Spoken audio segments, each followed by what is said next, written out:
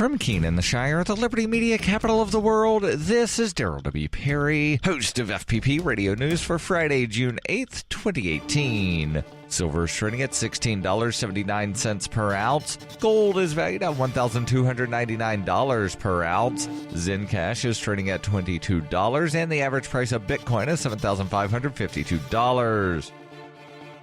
Antiwar.com reports Afghan President Ashraf Ghani has announced an unconditional ceasefire on Thursday, vowing no attacks will take place against the Taliban for the duration of Ramadan, ending on the Eid celebration on June 20th. This comes amid reports of secret peace talks ongoing in Afghanistan. While no one seems to agree how far these talks have progressed, the ceasefire is the first Ghani has confirmed since taking power in 2014. U.S. Commander General John Nicholson has confirmed that the U.S. will also comply with the ceasefire with respect to the Taliban. They say that offensives against other militants will continue unchanged. NATO has also endorsed the plan, urging both sides to seek more peace talks. NATO's position makes it somewhat surprising that the U.S. is on board, as President Trump has been very publicly opposed to talks with the Taliban. That said, it would be difficult for the U.S. to totally spurn a ceasefire called by their allies. This means it remains an open question how closely the U.S. will comply with it and how many times they attack Taliban, claiming that they thought they were the Islamic State or some other faction. For over 40 years, Roberts & Roberts Brokerage has been a trusted source for buying and selling precious metals. Gold, silver, platinum, and palladium. They don't feed the banks. They're Bitcoin preferred and have removed the minimum purchase amount for all orders paid in the digital currency. Call Roberts & Roberts Brokerage today for knowledgeable advice on buying and selling precious metals and a forward-thinking approach to new technologies. 800-874-9760 or visit online at rrbi.co.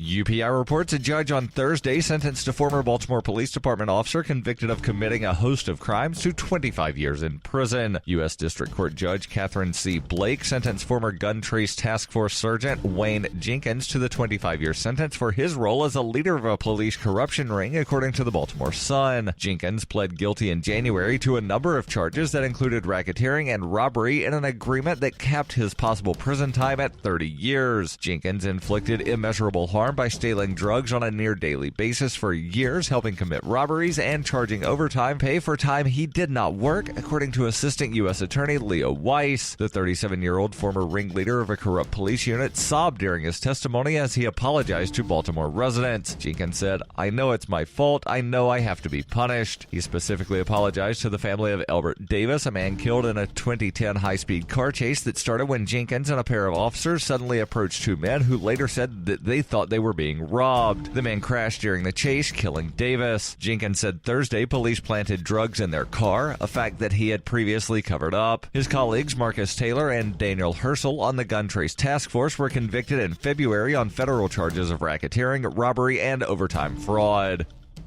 In 2115 New England, there are no borders, no states, and no regulations, yet never has a more peaceful and prosperous place existed. Faced with the prospect of waning power, Mr. Drake intends to replace the anarchy of New England with a government. Anarchy in New England by Joe Jarvis is available from Amazon.com and all major bookstores.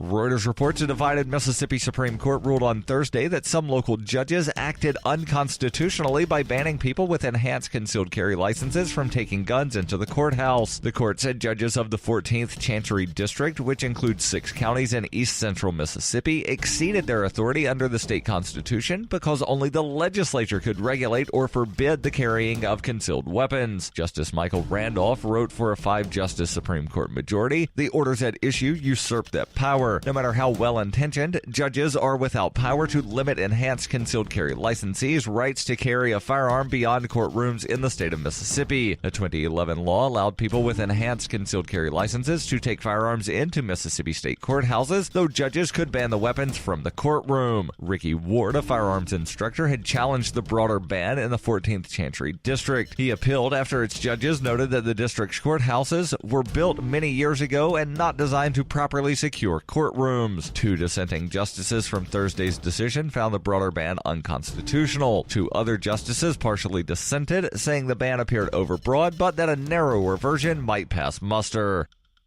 This has been FPP Radio News. Online at fppradio.com.